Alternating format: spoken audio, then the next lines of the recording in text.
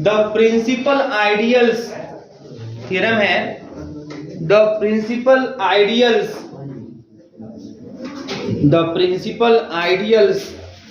generated by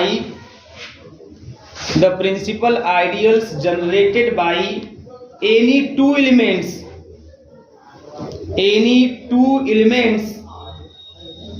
generated by any two elements of an integral domain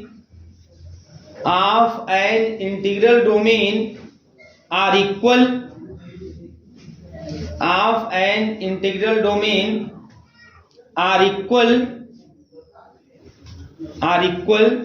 if and only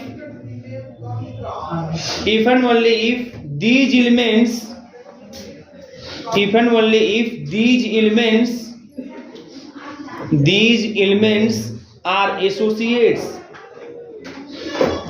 if and only if these elements are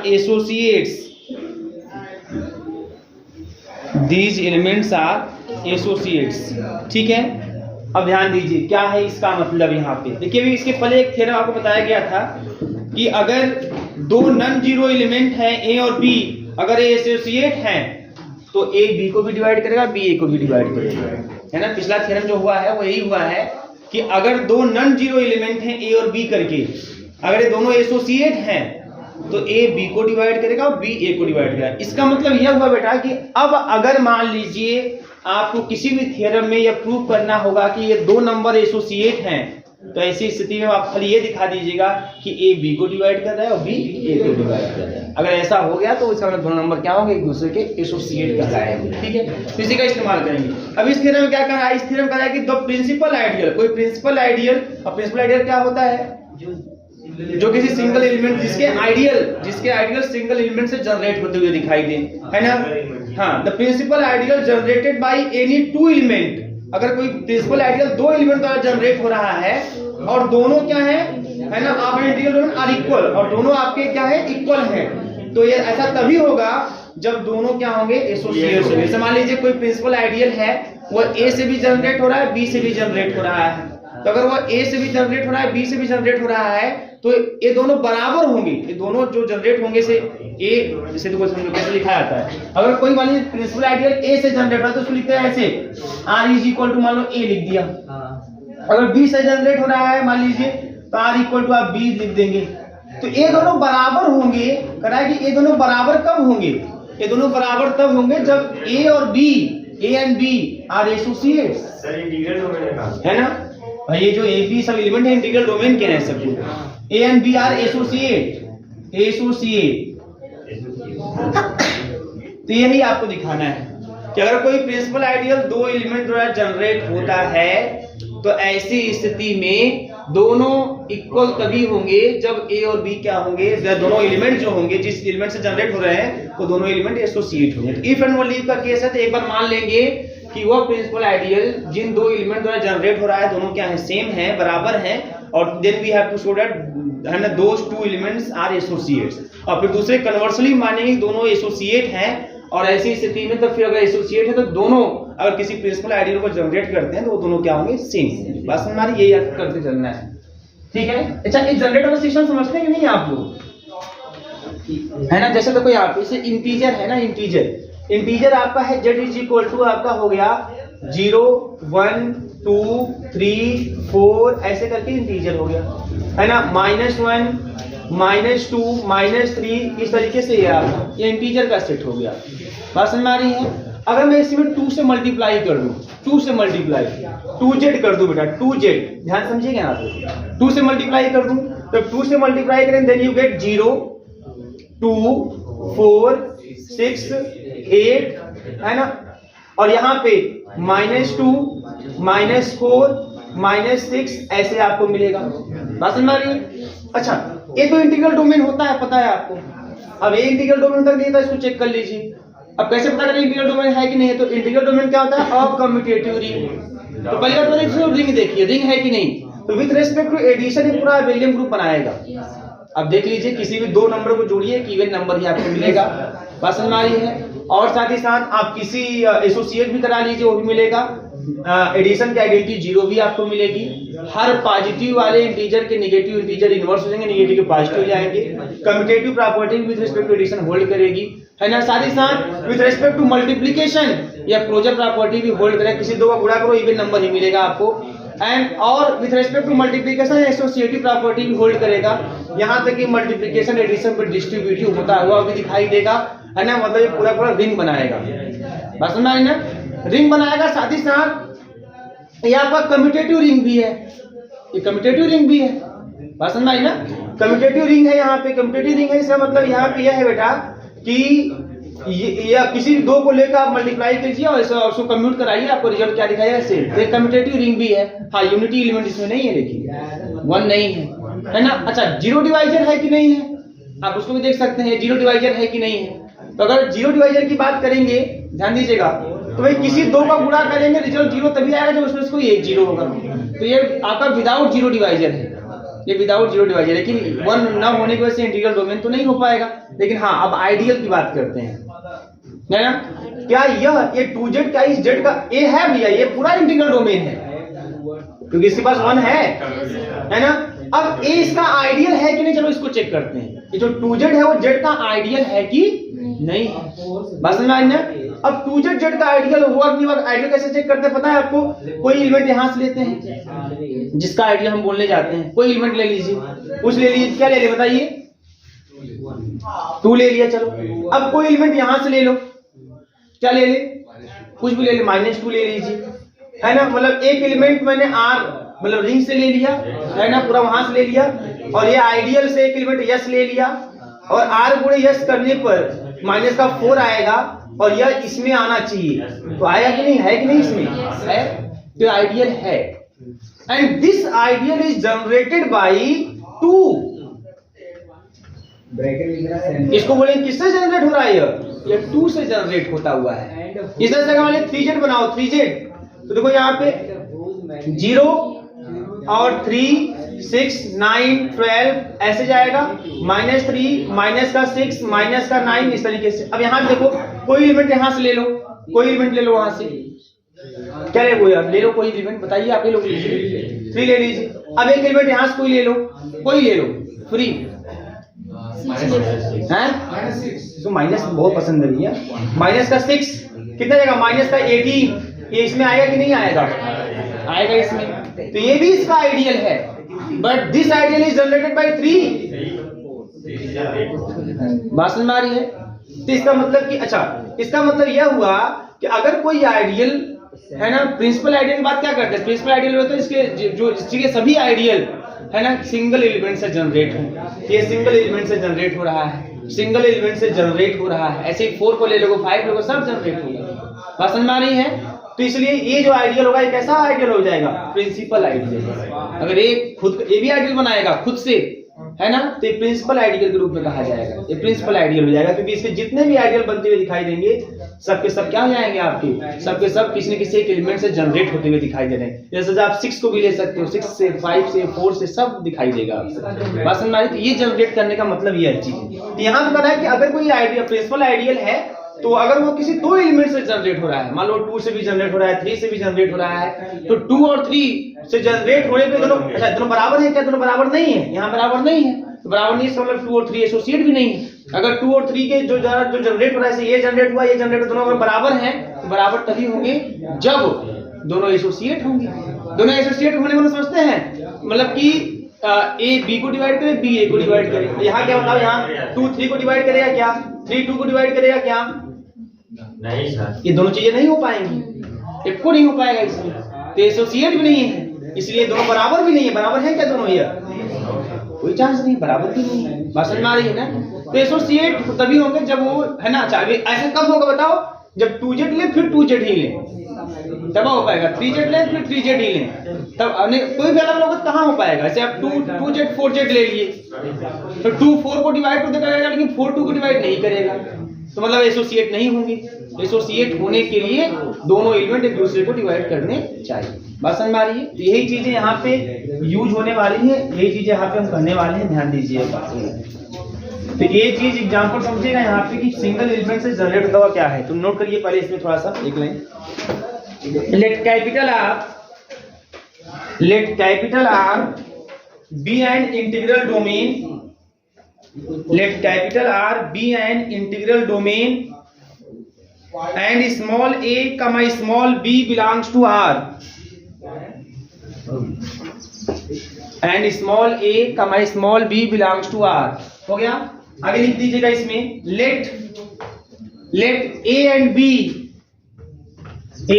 b ऐसे bracket में, let a and b are the principal ideals of R, are the principal ideals of R generated by principal ideals of R generated by A and B respectively, generated by A and B respectively. ए किसके द्वारा generate हो रहा है? ए के द्वारा. ए वाला किसके द्वारा जनरेट हो रहा है? बी के द्वारा. A and b respectively. Then देखिए देन तब यह ए कैसे होगा? ए में कैसे एलिमेंट होंगे? ए में इस टाइप के एलिमेंट होंगे, एएक्स टाइप के एलिमेंट होंगे. कैसे एलिमेंट होंगे? एएक्स टाइप के. सच दैट एक्स कहां का एलिमेंट होगा? आर का. अरे भाई जब 2z बनाए थे तो 2 किसमें मल्टीप्लाई किए थे? जेड के सभी एलिमेंटों में. बात समझ आ रही है ना? जो रिंग है पूरा जो इंटीग्रल डोमेन है पूरा वहां से मल्टीप्लाई कर रहे थे. तो यह ax मतलब इसमें जो भी जो 2z था उसमें जो भी एलिमेंट थे सब 2 के साथ मल्टीप्लाई होके ही दिखाई दे रहे थे. 4 क्या था? 2 into 2. 6 क्या था? 2 into 3. -4 क्या था? 2 into -2. वही था ना? तो सब 2 से जो a से जो जनरेट होंगे जो भी आइडियल, उस आइडियल के सभी एलिमेंट a से मल्टीप्लाई होते हुए दिखाई देंगे. एंड b वाला भी यही हाल होगा. b वाला भी यही हाल होगा. इसमें जो भी एलिमेंट दिखाई देंगे वो b से मल्टीप्लाई होते हुए दिखाई. से 3z मान लो, मतलब 3z वाला है, ऐसा कुछ है ना? तो ये such that y belongs to r. Clear है? इस तरीके से. अब हमको मानना क्या है? हमको मानना let a is equal to b. ये दोनों आइडियल जो है वो सेम है. सेम है, दो एलिमेंट से जनरेट हो रहे दोनों क्या है? सेम है. Then we have to show that. तब क्या शो करना है भैया? अगर ये सेम मानेंगे तो क्या शो करना है? Then we have to show that. हमें यह शो करना है कि a and b are associate. We have to show that a and b are associate. a और b जो है वो एसोसिएट है. a and b एसोसिएट है. दैट इज क्या शो करना है? That is we have to show, मतलब आपको तब यह शो करना है बेटा, we have to show that a divides b and b divides a. तो पिछला थ्योरम में ही कहा बताया गया आप लोगों को, अगर दो नंबर a और b एसोसिएट हैं तो कंफर्म है कि a b को डिवाइड करेगा और b a को डिवाइड करेगा. ठीक है, ये स्थिति है. ये स्थिति है. अरे देखो बेटा यहाँ पे क्लियर है ना? तो आपको ये चीज शो करना है, ये चीज शो करना है. अच्छा अब यहाँ आ जाओ. सिंस a और b से जो जनरेट आइडियल है बराबर आपने माना है. ए भी एक सेट है बेटा, और ए भी एक सेट है. 2z वाला जो z बराबर 2 मतलब जो 2 से जनरेट हो रहा था 2z है ना, तो वो भी सेट ही था ना. उसमें 0 आ रहा था, 2 आ रहा था, 4 आ रहा था, 6 8 ऐसे, -2 -4 -6 ऐसे आ रहा था. इस तरह से ये जो a से जनरेट होगा तो वो एक सेट बनेगा, वो सेट ऐसा होगा. b से जनरेट यह एक सेट ऐसा सेट होगा. बात समझ में आ रही है ना? तो ये सेट है. तो दो सेट बराबर कब होते हैं? दो सेट बराबर कब होते हैं, है ना? दैट इज ये बराबर है, इसका मतलब यह है कि a is contained in b and b is contained in a. दो सेट बराबर तभी होते हैं जब एक दूसरे के अंदर दोनों कंटेन्ड होते हैं, तब बराबर. a is equal to b, इसका मतलब a is contained in b and b is also contained in a. तो फिर कंफर्म ये बराबर b हो जाएगा. अगर दो सेट ऐसे हो कि a है ना, a और b दो सेट है, a पूरा पूरा b के अंदर है और b पूरा पूरा a के अंदर है, ऐसा कैसे पॉसिबल हो सकता है? जब a बराबर b होगा तभी पॉसिबल होगा. तो a बराबर b है, यहाँ पर दोनों सेट बराबर हैं, तो कंफर्म है कि ये इसके अंदर कंटेंट होगा और इसके अंदर कंटेंट होगा. क्लियर है? बोलिएगा. अब आगे कहानी देखिए. अगर यह इसके अंदर कंटेंट है, ठीक है ना, तो इसका मतलब अगर कोई भी एलिमेंट आप इसमें लेते हो तो आप यहां पाओगे. क्लियर है ना?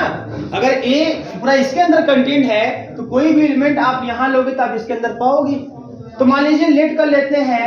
अच्छा लेट क्या करना है, ऐसे ही समझ लो. इसके अंदर स्मॉल a आएगा, जो जिसके द्वारा जनरेट होता है वो एलिमेंट उसके अंदर आता है. 2z वाले सेट में 2 आया था कि नहीं आया था? 3z वाले सेट में 3 आया था कि नहीं आया था? बात समझ में आ रही है ना? तो a जो है ना, a belongs to a confirm है, ये होगा. क्लियर है ना? जो आइडियल जिस एलिमेंट से जनरेट होता है वो एलिमेंट भी उस आइडियल में आता है। अभी आपको मैंने 2z वाला 3z वाला दिखाया था शुरुआत में एग्जांपल, इसलिए मैं पहले एग्जांपल आपको दिखाया। बात समझ आ रही है कि नहीं? अच्छा, अब एक चीज ध्यान दो, जब स्मॉल a आपके इस वाले आइडियल में है जो a से जनरेट हो रहा है और a इसके अंदर कंटेंट है, ये इसके अंदर क्या है? कंटेंट है, तो इसका मतलब कि small a also belongs to b, है ना भाई? a इसके अंदर कंटेंट है, तो अगर कोई एलिमेंट यहाँ पाओगे तो यहाँ नहीं पाओगे, आप यहाँ भी पाओगे। अच्छा, अब a b के अंदर कंटेंट है, तो b के अंदर इस वाले के सेट के अंदर कौन से एलिमेंट हैं? इस वाले सेट के अंदर वे एलिमेंट हैं जो b से जनरेट हो रहे हैं, मतलब इस वाले सेट के अंदर वे एलिमेंट हैं जो b के मल्टीप्लिकेशन के रूप में दिखाई देंगे। भाई मैं बोलूं कोई आइडियल 2 से जनरेट है, उसमें जो भी एलिमेंट दिखाई देगा 2 का मल्टीपल दिखाई देगा। कोई आइडियल 3 से जनरेट है, उसमें जो भी एलिमेंट दिखाएगा 3 से 3 के मल्टीपल में दिखाई देगा। तो अगर इस जो b वाला जो आपका आइडियल है जो b से जनरेट है, इसमें जो भी एलिमेंट होगा वो इस तरीके का होगा, वो b के मल्टीपल के रूप में होगा। तो a भी उसी के अंदर का एलिमेंट है, तो वह a भी b के मल्टीपल के रूप में दिखाई देगा। बात समझ आ रही है? तो which implies a is equal to by for y belongs to क्या है ना r। क्लियर है? अब यहाँ आ जाओ, अब इधर आ जाओ, यहाँ पे बात करते हैं, यहाँ पे बात करते हैं। अब बताओ यहाँ पे वही कोई सेम कहानी भैया, देखो अपने आप को ये जो हिसाब किताब है इससे देखा तो b जो है वो तो b के अंदर तो होवे करेगा, हर एक आइडियल जो जिस एलिमेंट से जनरेट होता है उसके अंदर वो एलिमेंट तो होवे करेगा, वो एलिमेंट होगा उस आइडियल के अंदर, तो b इसके अंदर होगा। अब b इसका सेट है, सबसेट है, तो कंफर्म है कि जो b है वो a में भी बिलोंग करेगा, मतलब a वाले जो उस आइडियल में बिलोंग करेगा जो a से जनरेट हो रहा है। जो a से जनरेट हो रहा है उस आइडियल में वही एलिमेंट आते हैं जो a के मल्टीपल के रूप में दिखाई देंगे। तो अगर भैया b इसमें आ रहा है तो b कंफर्म a के मल्टीपल के रूप में दिखाई देगा, which implies b is equal to ax, है ना? for x belongs to r, होगा कि नहीं होगा? बोलिएगा। अब बताओ equation number first, equation number 2, ये दोनों इक्वेशन क्या शो कर रहे हैं? यह शो कर रहा है कि a को b से डिवाइड करेंगे तो y मिलेगा, यह कर रहा है कि b को a से डिवाइड करेंगे तो x मिलेगा, है ना? तो from equation first and second it is clear that a divides b, है ना, एंड b डिवाइड्स, पहले मैं लिखता हूँ इस वाले को, फर्स्ट वाले को, b डिवाइड्स a, है ना, इसमें b a को डिवाइड कर रहा है, एंड a डिवाइड्स b, इसमें a b को डिवाइड कर रहा है। इसमें b a को कितनी बार डिवाइड कर रहा है? y बार में। इसमें a b को कितनी बार डिवाइड कर रहा है? x बार में। तो जब b a को डिवाइड करे, a b को डिवाइड करे, तो पिछला थ्योरम यही कह रहा था कि अगर a b को डिवाइड करता है, b a को डिवाइड करता है, तो इसका मतलब a and b are associates, which implies a and b are associates। ये फर्स्ट पार्ट रहा, डायरेक्ट पार्ट रहा, एसोसिएट्स, इसको छाप लीजिए पहला पार्ट। क्लियर है ना? ठीक है। कन्वर्सली भी क्या मानेंगे बेटा बताइए? कन्वर्सली क्या मानेंगे? Let a and b are associates,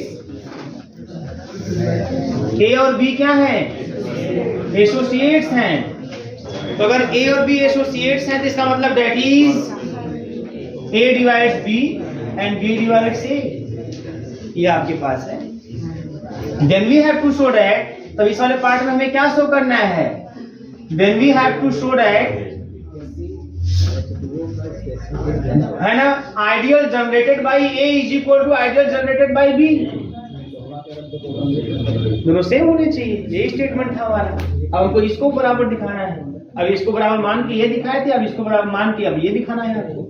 तो अब इसको दिखाना है तो मतलब एक बार इसको इसके अंदर कंटेंट कराना है, एक बार इसको इसके अंदर कंटेंट कराना है, काम खत्म हो जाएगा। बस समझ आ रही है? सबसे पहले क्या आपके पास, since a divides b, a b को डिवाइड करता है, ये आपके पास है, और b भी a को डिवाइड करता है, ये भी आपके पास है। तो अगर a b को डिवाइड कर रहा है तो कुछ बार में न करेगा, तो b is equal to something, मान लो a x1 आ गया, कुछ ना कुछ बार में करबे करेगा, एंड b डिवाइड से, नल चलाए पानी गिर रहा, तो कंफर्म है b भी a को कुछ बार में डिवाइड करेगा, मान लेते हैं b is equal to a y one हो गया, sorry a is equal to जो जिसको डिवाइड कर रहा है b वाई वन है ना, और यहाँ पे जो x1 y1 है ये कहाँ के एलिमेंट है, r के एलिमेंट। क्लियर है? तो ये आपके पास है। अब हमको दिखाना है कि ये दोनों आइडियल क्या होंगे जो a और b से जनरेट, दोनों सेम है। तो हमको एक बार इसको इसके अंदर कंटेंट कराना है, एक बार इसको इसके अंदर कंटेंट कराना है। तो अगर आपको किसी एक सेट को दूसरे के अंदर कंटेंट कराना तो क्या सिस्टम होता है, अगर a को मुझे दिखाना है a की सबसेट ऑफ b, देन आप कोई एलिमेंट x a में लोगे और फिर उसी को दिखा दोगे कि वो b में भी है, डबल सबसेट होगा। भाई कोई भी x आप कोई एलिमेंट ले रहे हो a में, देख रहे हो b में भी है, इसका मतलब a b का सबसेट तब ऐसा हो रहा है ना।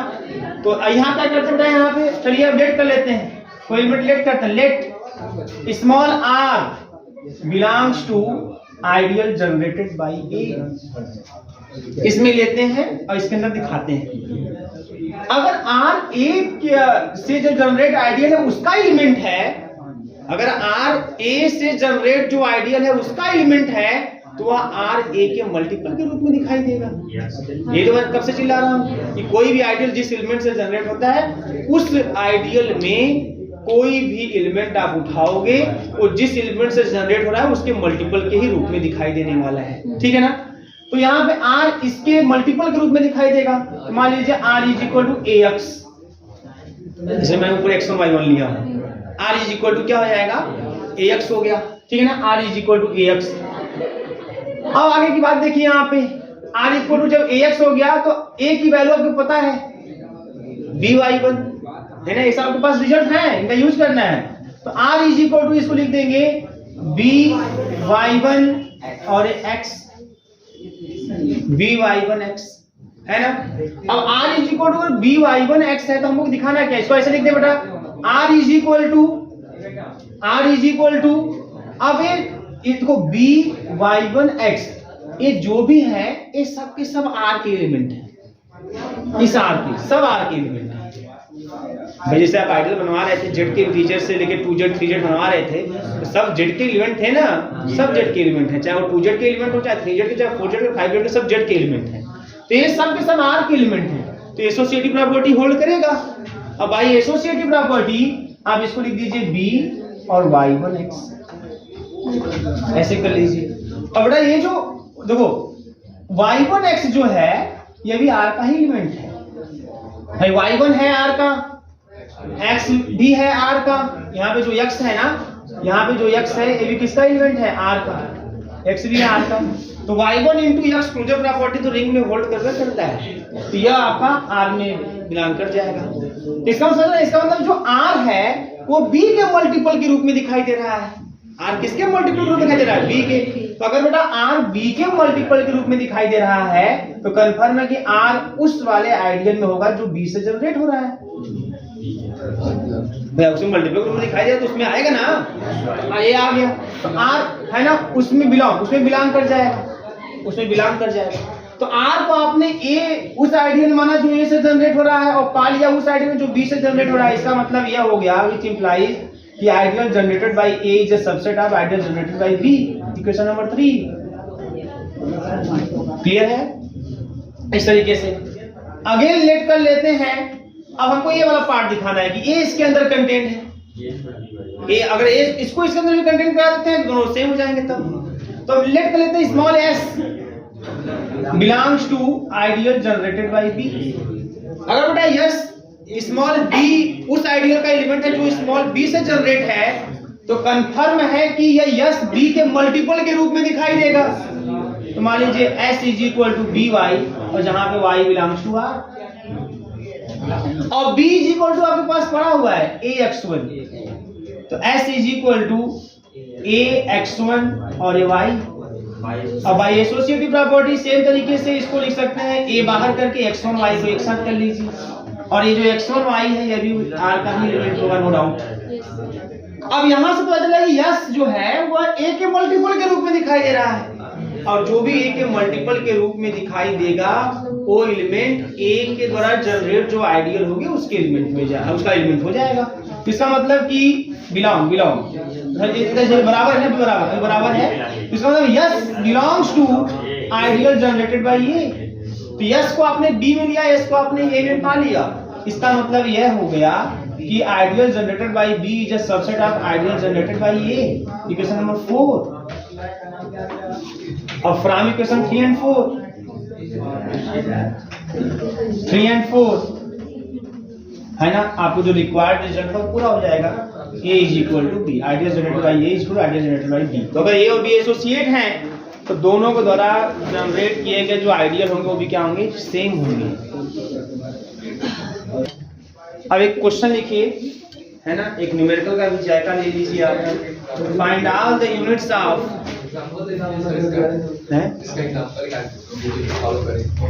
काहे नहीं करेगा, ये तो साफ है ना। आप जो 2z 3z 4z बना रहे हो वो बराबर होंगे क्या, बराबर नहीं है। क्यों बराबर नहीं, क्योंकि वो एसोसिएट भी नहीं है ना। सेम रहेगा तब होगा, सेम रहेगा तभी होगा, ठीक है ना। तो लिखिए आप लोग इसमें, find all the units of the integral domain,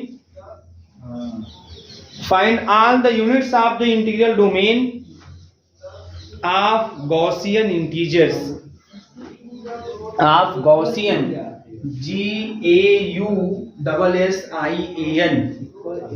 of Gaussian integers. Gaussian integer के में जितने भी यूनिट्स होंगे उनको फाइंड करना है। तो गॉसियन इंटीजर समझते हैं क्या होते हैं, देखिए अभी जान लीजिए कुछ विशेष है। गॉसियन इंटीजर के सेट को ऐसे दिखाते हैं, इसमें जो सभी एलिमेंट आते हैं वो भी कॉम्प्लेक्स नंबर ही आते हैं, लेकिन इसमें जो कॉम्प्लेक्स नंबर आते हैं उसमें जो x y रहता है वो इंटीजर होते हैं। कॉम्प्लेक्स नंबर के सेट में क्या होता है, कॉम्प्लेक्स नंबर के सेट में हर एक element x plus i Y के रूप में दिखाई देता है, जहां पे x y रियल नंबर होता है। किसी दो रियल नंबर को ऐसे जोड़ दीजिए, है ना, वो आपका कॉम्प्लेक्स नंबर हो जाएगा।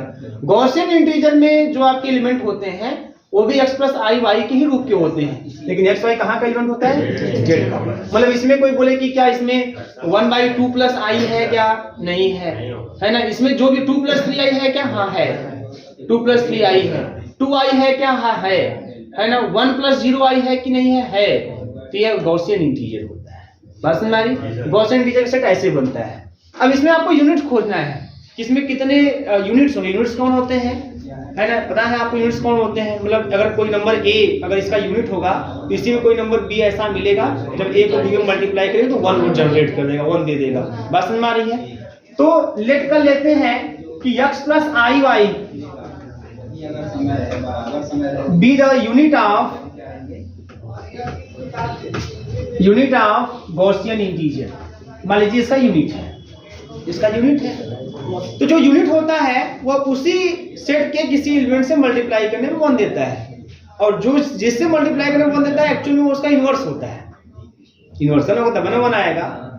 मैं बोल रहा हूँ a यूनिट है तो a b से गुणा करने को 1 देगा, तो b a का क्या कहलाएगा, इनवर्स। तब 1 दे रहा है। तो हम लेट कर लेते हैं बात और कि x1 प्लस आई वाई 1 ये सब एलिमेंट सब z i के हैं। Be the inverse of x plus iy and x1 plus iy1 belongs to set of Gaussian integer, set of Gaussian integer। ऐसा है तो फिर वही, अगर ये यूनिट है x plus iy, इसी x plus iy को निकालना है कौन है एक्चुअल में, है ना। तो x plus iy को जब मल्टीप्लाई करेंगे आप x1 plus iy1 में तो रिजल्ट आएगा 1। अगर आप इसको यूनिट बोल रहे हो और इसको इसका इनवर्स बोल रहे हो तो गुणा करने को 1 आएगा, ठीक है ना। इस तरीके से अब गुणा कर लीजिए भैया। तो गुणा जब करेंगे तो x का x1 में करेंगे तो x x1 मिल जाएगा, i y का i y1 करेंगे माइनस का y y1 मिल जाएगा, और प्लस का i y x1 मिल जाएगा, और प्लस का x y1 मिल जाएगा, और इज इक्वल टू 1 मतलब 1 प्लस 0 i हो जाएगा, ठीक है। Equating real and imaginary parts, equating real and imaginary parts, imaginary parts equate कर दीजिए।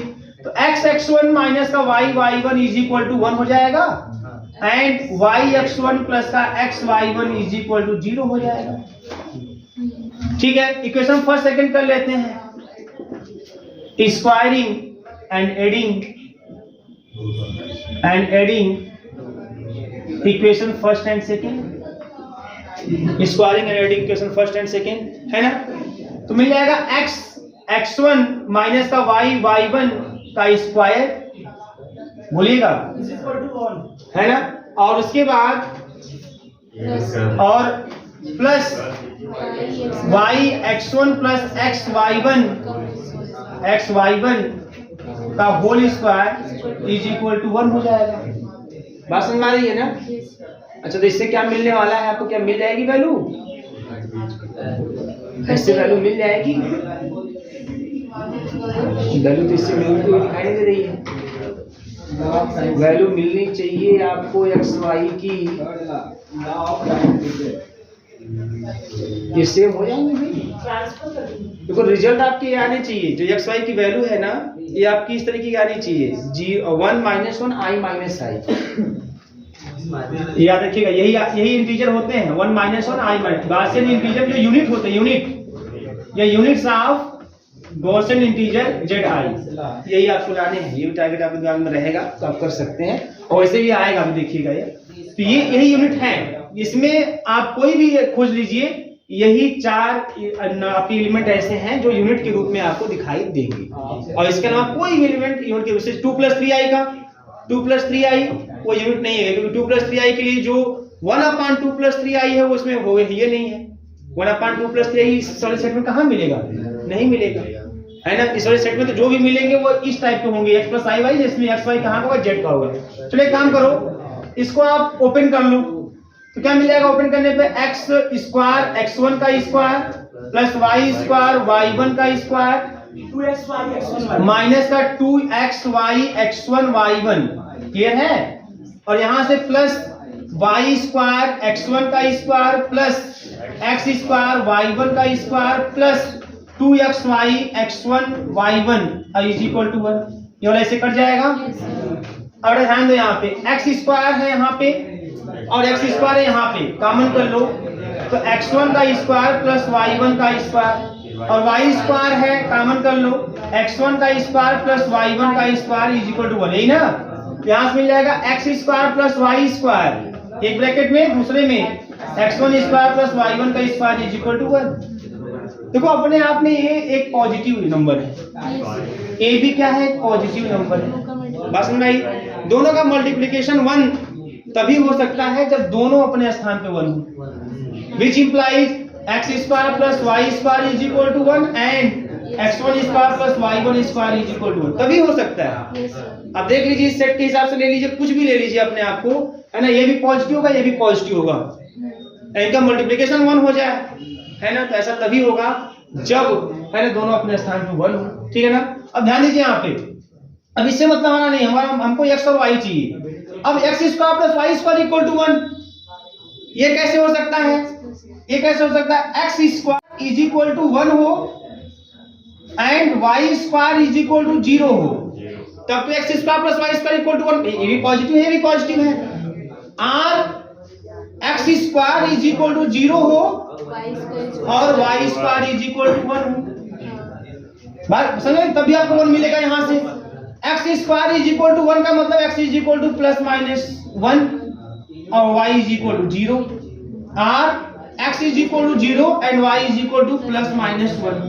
तो जो यूनिट्स होगा, यूनिट्स उसको आपने माना हुआ है x प्लस i y, तो ये क्या हो सकता है? इसके हिसाब से देखें क्या हो सकता है? x की वैल्यू प्लस माइनस 1 और प्लस i और 0, यही ना।